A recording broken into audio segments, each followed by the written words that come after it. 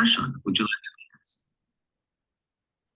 Sure, thank you. I would like to share slides, some slides that I have prepared for today. Is that okay? Can you give me the ability to share the screen? Yes, 1 second, Sudarshan. Let me have you. 1 second.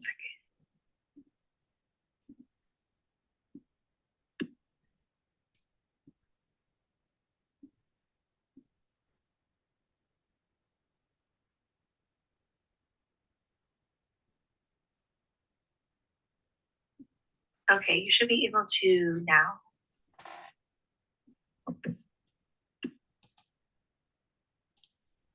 Can you all see my screen? Yes, we can see it. Okay, so there is a lot of things to share about Hinduism in general from historical perspective, but I did change the title a little bit here because Hinduism believes in time cycle, not timeline. It's not linear. So we believe that there was creation before the current creation and a creation before that and a creation before that, and it has been a continuous cycle of creation and assimilation and creation and assimilation. So it has been a continuous cycle. So given that, I will be talking about our universe and the present creation. So the present universe, our universe, was created along with the first living being, that is Brahma, about 155.521 trillion years ago. And because there has been creation in the past, the Vedas were never created. So they pre-existed the creation, and when the Brahma was created, he was handed over the Vedas, saying, here are the Vedas with which you create other living beings on this in this universe. The other concept within Hinduism is that there are millions of universes. Each has a different age. Therefore, I'm talking only about our current universe. And the other concept to understand is each universe has its own Brahma. So when that universe gets created, there is a Brahma that's created who is handed the Vedas and told to manage the affairs of that particular universe. Now, what is common across all the universes is the total lifespan. Each universe has a lifespan of roughly 311 trillion years, which is also Brahma's lifespan. Now, let's break this down into what does the Brahma's lifespan contain. Now, Brahma lives evidently in some other planetary system, but he lives to be 100 years. Just like, we have average human age to be 100 years, Brahma's lifespan is 100 years. So we break that 311 trillion into 100 Brahma years. So based on that math, 1 day of Brahma, which is 12 hours, is roughly 4.32 billion years in our human years. Now, during Brahma's daytime, all the planetary systems and life and everything is thriving in all various forms. But during Brahma's night time, there is a part of planetary system that goes into recycling, and that includes our Earth and heaven. And I'll show that to you shortly in the next slide. So what happens at the end of Brahma's 100 years? There is a dissolution of the current universe. So what really happens? We have heard science teachers saying that matter is neither created nor destroyed. It only transforms from one form to another. So what really happens is matter, air, water, fire, and space merge into each other to become the primordial matter and stay in that state until the next creation happens. Now, primordial matter, I borrowed the term from Big Bang Theory, but in Sanskrit, we call it as, sorry, I'm forgetting the name. I'll come back to you when I remember that. But it's an equivalent term in Sanskrit. That means it goes into a state where it remains until the next creation starts. So based on this, what is the present Brahma's age? What is the current age of this universe? It is in his 51st year. So that means we have crossed 50 years. We are into the 51st year. We are currently in the first day of his 30 days of the first month. So now I told you about the recycling that happens for every 4.32 billion years. Now, the recycling that happens here at the end of Brahma's life is called Mahapralaya. Whereas this small recycling that happens every 4.32 billion years is called Naimittika Pralaya.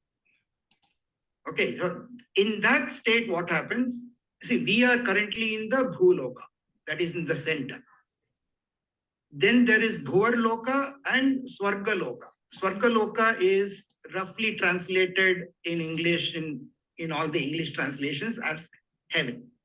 So the Bhuloka, Bhuvarloka and Swargaloka, that is from earth to heaven, are recycled every 4.32 billion years. Now let's go into the breakup of Brahma's one day, that is 12 hours. Within the 12 hours, that is one day of Brahma, we break that time period, that's 4.32 billion years, is broken down into 14 sections of 14 Manus.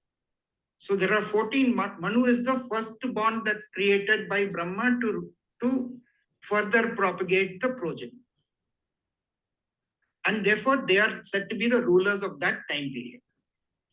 Each one Manvantara equals, that is the rule of one Manu, equals 306.72 million years. And this in turn becomes 71 Chatur Yugas. Chatur Yugas are 4 Yugas. So one Chatur Yuga is 4.32 million years. Now you can do the math. 4.32 million years times 71 Chatur Yugas times 14 will be 4.32 billion years. Okay, now what is the breakup of the 4.32 million one Chatur Yuga? Is broken into 4 yugas. Krita Yuga is 1.728 million. Treta Yuga is 1.296 million. Dwapar Yuga is 864,000. And Kali Yuga, the present age that we are right now in, the present Yuga, is 432 million human years. So we are presently, out of the 71 Chatur Yugas, we have completed 27. We are presently in the 28th Kali Yuga of the, I'm sorry, I made a mistake here. It is the 7th month. Now, who are these Manus? The 14 Swayambhuva Manus, Svarochisha Manus. So I have just given the list here. These are the 14. The cycle remains the same. Every time there is a recycle, these people keep coming back again and again. So right now we are in the 7th Manu, which is the Vaivasvata Manu, is the current period that we are in. Okay, now we talked about the present, that is the 28th Chatur Yuga, out of which we have completed 1.728 million, which started roughly 3.891102 BCE is when Krita Yuga started. Treta Yuga started 2.163 BCE. Dwapara Yuga started 867 BCE. And the present Kali Yuga started 3102 BCE and will go on till 428,899 CE. So that will complete the 4.32 million years. Now, after this, what will happen? Is there going to be some kind of a destruction, calamity, something? No, nothing happens. Simply the time passes from Kali Yuga to Krita Yuga, with whosoever is left. Okay, now I forgot to add this Dwapara Yuga, which is 867 102 BCE is roughly when the Mahabharata started, which is one of the epics in Hinduism. It started around that time and completed by the time period that is 3102 BCE. That is when Krishnavatar completed.